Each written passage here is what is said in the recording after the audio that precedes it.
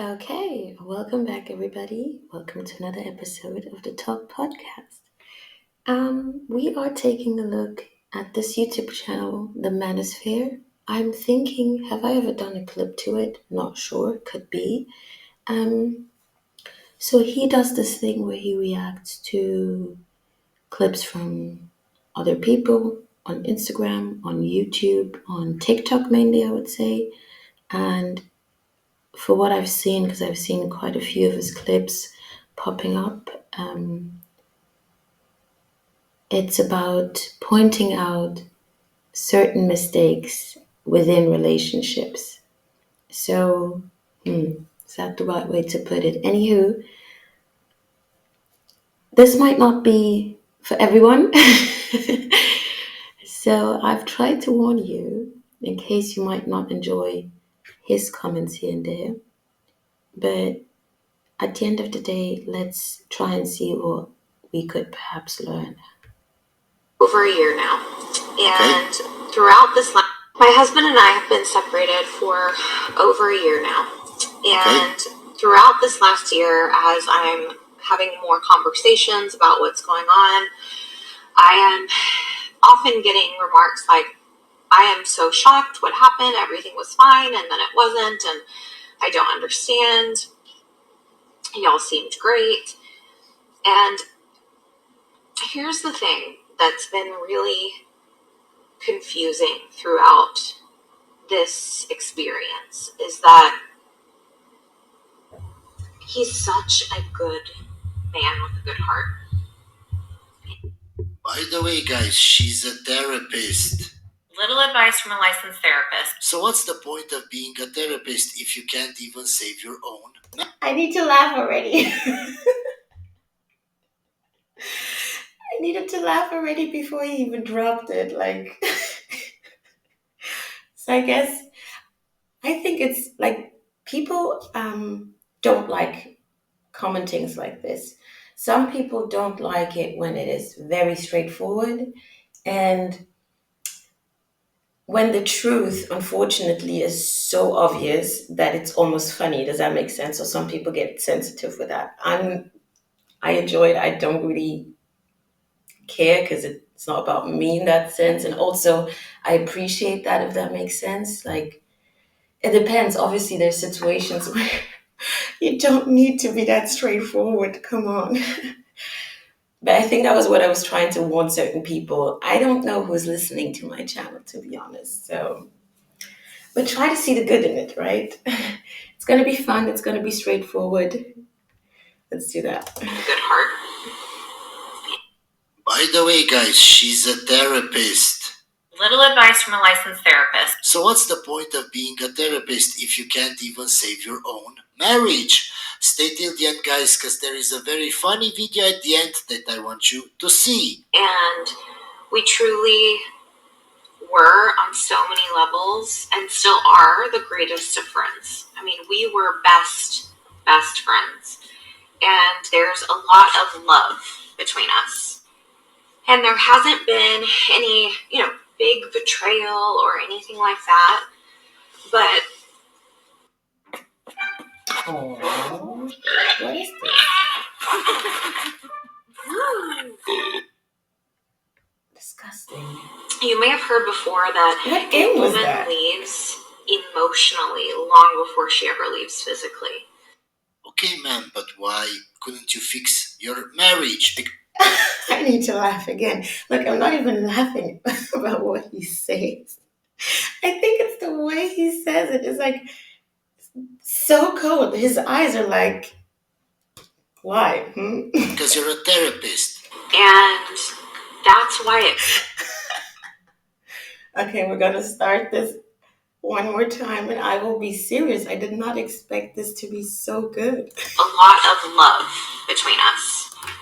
And there hasn't been any, big betrayal or anything like that.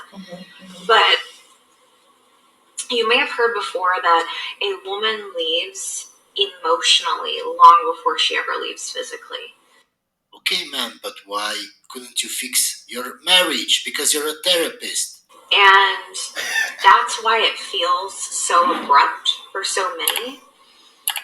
And, you know, I think so many women carry the load of, the emotional connection of a relationship.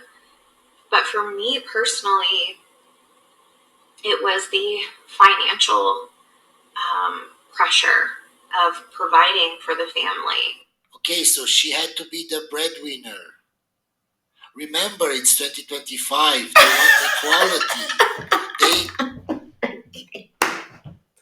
I can't. Oh, this is good. Okay, we're gonna try this again. So one thing I want to say is that there's a tiny, tiny bit in that sentence, like, why couldn't you fix your relationship? We even haven't gotten too much detail so far. You just hear it in the moment, and there's something in me that's like, yeah, true. What happened? But let's calm down for a minute, because that is a tough expectation, or at least that is not how life works. Unfortunately, it would be perfect, right? If to say, oh, there's a therapist, and because they're a therapist, they obviously know what to do in their relationship best. That's the assumption, but that's not always the reality. Um, to make it even more extreme is to say, imagine there's a couple and one is a doctor, and one ended up with a severe illness, and you're like, why couldn't you do anything? Why couldn't you save her? Take the illness away. You're a doctor. And we would hear that, and in so many cases we'll be like, yeah, of course there are things you can do, save your wife or the husband, whatever makes sense. But altogether, in general, I think there are certain there's a cap, there's like a limit you're going to hit, where even though you are in that profession, you might not be able to do anything, because she's a therapist. She might not be able to actually remove herself from her emotions and start being the therapist at home. It would be good, maybe, or bad, I'm not even sure, but I think that's not how life works. And then also dynamics, relationships. Yeah, you could say, let me bring in my skills or knowledge into this, but what if the other person is, they're not interested in doing your therapeutic ways of dealing with the relationship, right? No one wants to stand in front of their partner and being analyzed and stuff like that. Maybe I'm reaching right now, but as I said, there's something about it in firsthand that I also thought, like, yeah, sure, why couldn't you? What happened? Why couldn't you fix it? And maybe we'll get into that more. And also, what I'm definitely sure is that I can speak onto is, perhaps, even though I'm not a therapist, but perhaps the reason why the relationship, plus the relationship in adding to being a therapist, didn't work out well, is because everything is exposed on social media. That's the thing. We've been hearing more and more craziness about people who have great professional positions, doctors, therapists, whatnot, healthcare, all these beauty technicians, even like fun, good, great jobs. And they mess it up because they want to be doing social media. They want to connect their profession, their idea of personality, and social media, and then it just goes bad, because over time you are going to lose your professional ways of looking at things, because now you might get addicted to all these social media input from the people that you're getting. So now your behavior is going to change. You're not realizing it. You are the therapist, but you're not doing the therapy session on yourself. You're losing yourself. You're becoming a social media influencer. You're exposing things about your relationship that maybe you shouldn't, so to some degree I get it for him to say, what happened? You should know better. But at the same time, given that we're humans, it's also a tough expectation. Should we keep going? I felt like I needed a break, because this is it's too entertaining for me.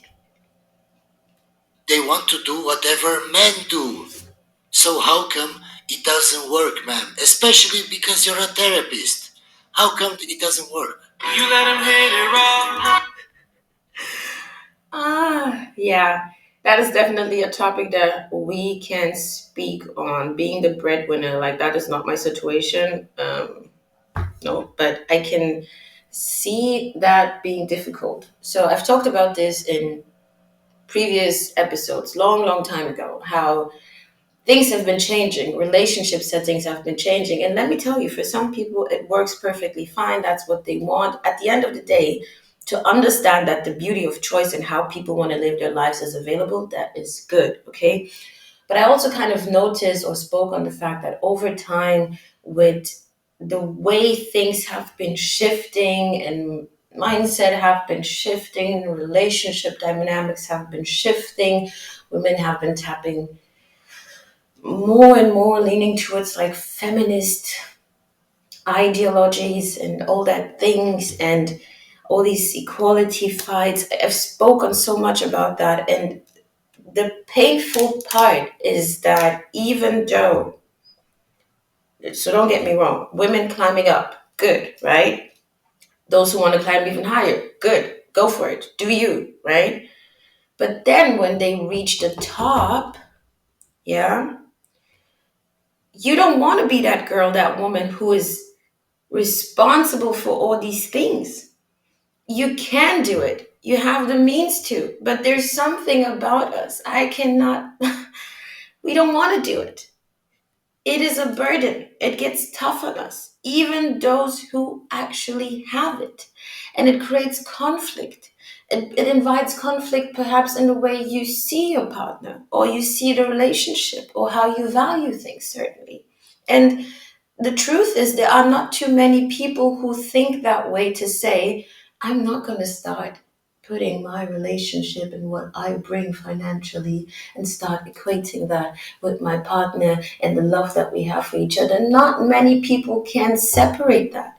Not many people are going to be content, grateful, whatever, in that kind of setting where the woman is the breadwinner over a long period of time. We just don't want to do it. We, in the most settings, and if I say we just don't want to do it, it's just an easy, fast way to summarize it, because that's the outcome of most women. They don't want to do it at the end. Even those who are making a lot of money do not want to end up in a relationship where they are solely the financial or the biggest part of providing. They still expect and want the man to do it, right?